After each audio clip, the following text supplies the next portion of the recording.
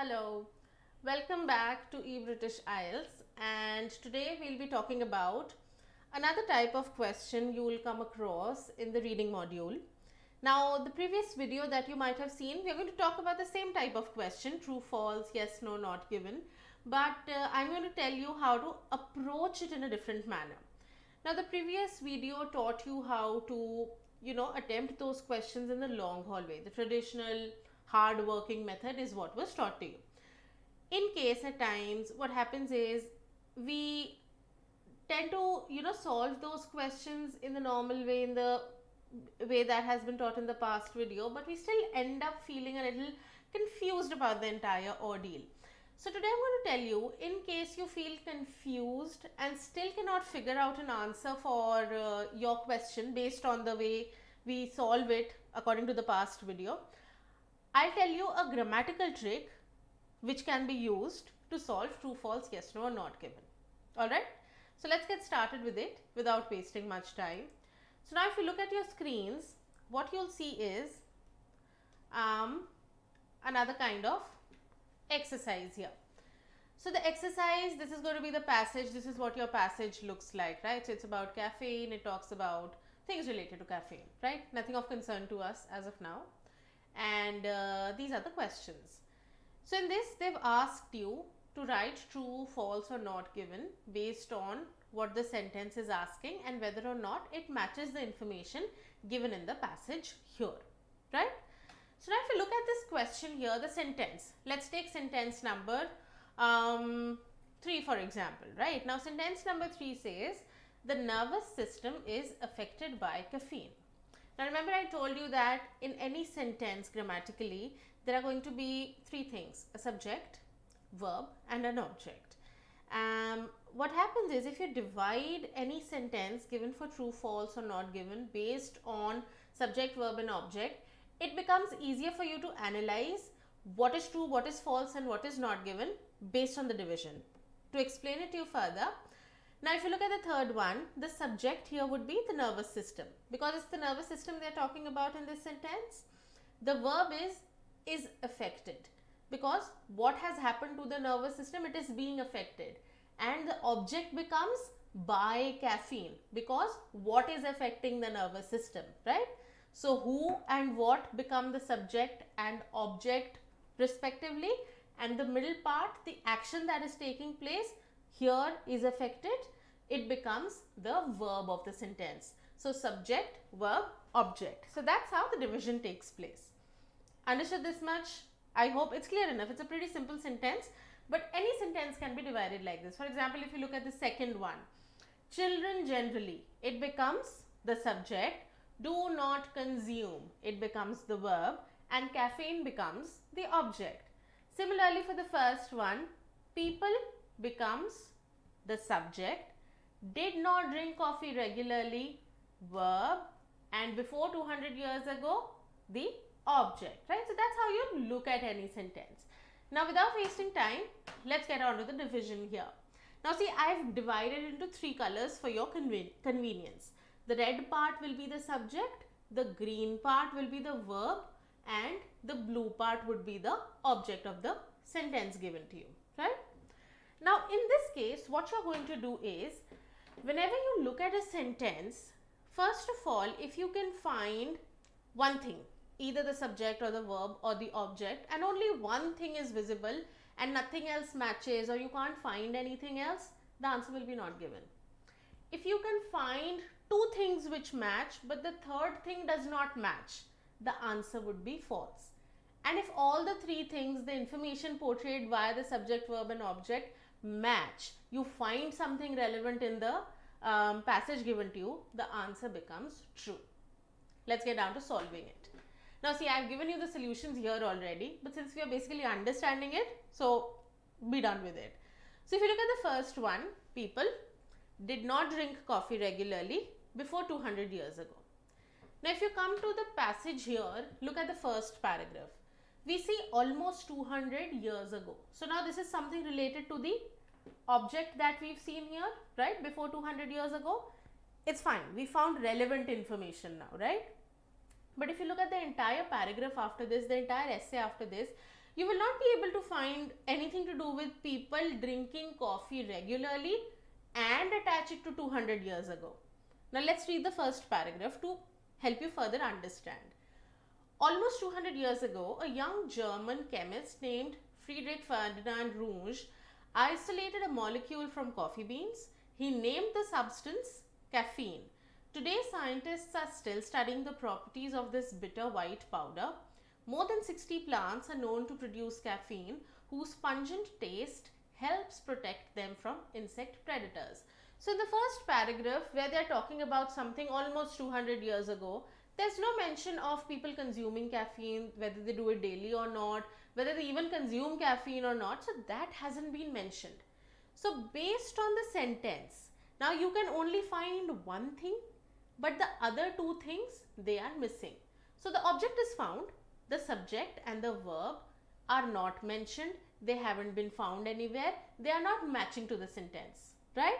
So in this scenario where one thing matches, where you can find one thing but not the other two things of the sentence, the answer will become not given. Simple? Now let's move on to the second one. The question says children generally do not consume caffeine. So children generally becomes the subject, do not consume becomes the verb, and caffeine becomes the object, right? So three divisions, three things we found in your sentence. Now let's go back to the passage and try to figure out what information is given pertaining to the three parts of a sentence that we have broken it down into. Now if you look at the second paragraph, you'll see that in the last line where the red and green thingy are there, yeah, come to that. It says many of the world's people, including children, ingest it in some form daily. So many of the world's people, including children, that is related to what our subject of the sentence talked about, children generally, right? And then in the green part, you see ingest. The word ingest is similar to the word here, that is do not consume. The word consume is similar to the word ingest. So you found your verb also. Now if you come back to the passage again, well, we can't really, the word daily is also given here, and they are obviously talking about caffeine. So hence we understand that the word object is also prevalent there, right? So if you look at this here, the first a word, it's caffeine. So obviously the entire essay is about caffeine. So can't really find the word given as a part of the sentence, but you found the relevant information is what I'm talking about. So here, according to the subject, people including children, but the verb says ingest it in some form daily. So children, people of the world, consume caffeine in one form or the another daily. That is what the information says here. Now if you go to the question, it says children generally do not consume caffeine. So we have information related to the object here. It's obvious that they're talking about caffeine. We have information related to the subject here. They're talking about children as part of people in the world, right? And we do have information about the verb also. But the only discrepancy here is that the question says they do not consume caffeine. But here, if you look at the passage, they say that they ingest it in some form daily. So it means they consume caffeine, including children. They are also consuming caffeine.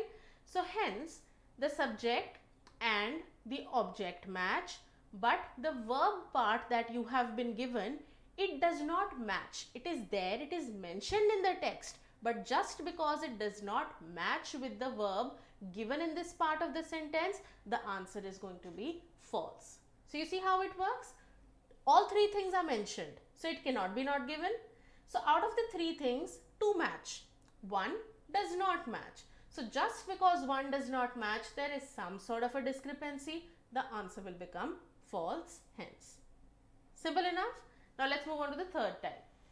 So the third sentence says the nervous system is affected by caffeine. So the subject here becomes the nervous system, the verb is affected, and the object becomes by caffeine. Now if you come to the passage, come to the last paragraph where all the color marking is done for you. So it's obvious again that they're talking about caffeine. So the object is mentioned already. It's mentioned. Now if you look at the green part, the green sentence, it says, however, caffeine accomplishes its principal action as a stimulant. So here they are talking about caffeine being a stimulant and it's working on something, right? It's stimulating something. The word stimulant means that, right? So it is acting upon something. What is that something? Come to the red part. It says, by inhibiting adenosine, a chemical that binds to receptors on nerve cells and slows down their activity. So here in this paragraph, they are talking about how it is working on the nervous system.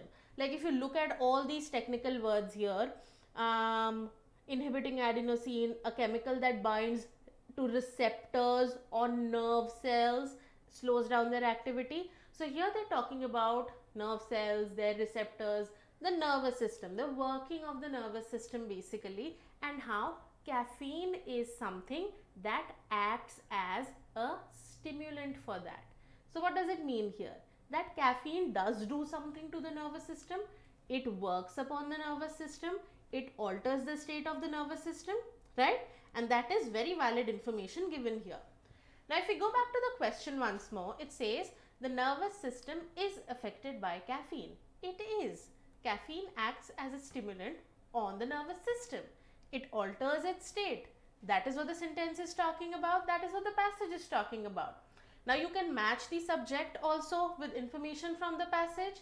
You can match the verb also with the information in the passage, and you can match the information with the passage based on the object given here. So the three things are mentioned. There is no discrepancy there, and the three things match. There is no, you can't say that one of them does not match, the other two match. Everything matches, everything is given, everything is mentioned. Hence, when all three parts of a sentence match with the information given in the passage, the answer becomes true. Simple? So it's as simple as that. All you need to remember is 1, 2, 3. There are three parts in a sentence. If one matches, the answer will be not given. If two match, but all the three parts are mentioned, the answer will be false. If all three parts match and all three parts are mentioned, the answer will be true. So not given true, false, not given false, true based on 1, 2, 3. One matches, not given. Two match, false. All three match, true. As simple as that. So this was one trick that we hope that will, help you understand the question type better. Now it's a very simple kind of a trick to apply to reading, right? So try to apply this. In case it does not work out the way you tried to manage it using the long way, try to do it in this manner. But I must tell you, it's not a foolproof way. Obviously, you can't shut your brains and say that, no, there are only three things which match, so hence I am going to, mark it as a true. There's only one thing which I can find, so I'm going to mark it as a not given. The first preference should always be given to the long way. In case you're feeling very confused with the long way and cannot go about it, give this shortcut method a shot and hopefully your answers will become clear for you. If there are any doubts, any questions, feel free to drop in messages in the comments below. We'll get back to you. We have trainers who are going to be live a lot of times throughout the week. Feel free to catch up with their classes. That will help you out. Apart from that, you will find a link to our website below. Visit that, meet teachers. I'll be there. A few other teachers who are making videos will be there for you as well. So book our classes, come meet us.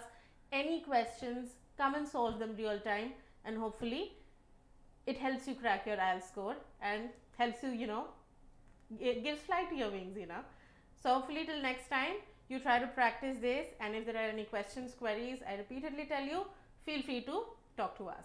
Alright? Bye-bye guys. Lovely session.